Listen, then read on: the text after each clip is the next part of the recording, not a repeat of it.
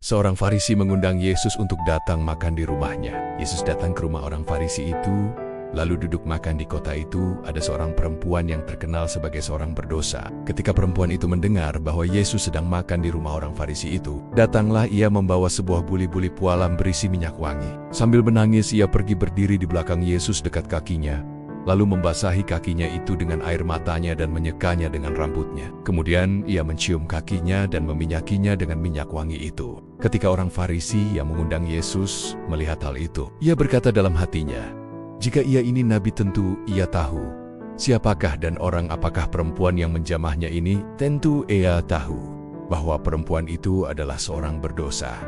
Lalu Yesus berkata kepadanya, "Simon, ada yang hendak kukatakan kepadamu."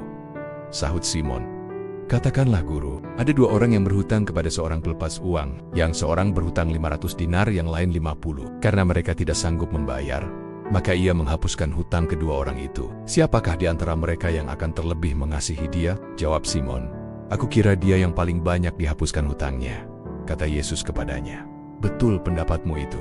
Dan sambil berpaling kepada perempuan itu, ia berkata kepada Simon, "Engkau lihat perempuan ini? Aku masuk ke rumahmu, namun engkau tidak memberikan aku air untuk membasuh kakiku, tetapi dia membasahi kakiku dengan air mata dan menyekanya dengan rambutnya. Engkau tidak mencium aku, tetapi sejak aku masuk, ia tiada henti-hentinya mencium kakiku. Engkau tidak meminyaki kepalaku dengan minyak, tetapi dia meminyaki kakiku dengan minyak wangi. Sebab itu aku berkata kepadamu, dosanya yang banyak itu telah diampuni, sebab ia telah banyak berbuat kasih. Tetapi orang yang sedikit diampuni, sedikit juga ia berbuat kasih."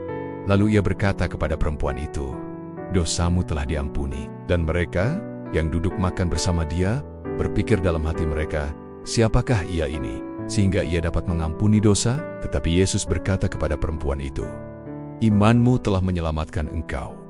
Pergilah dengan selamat."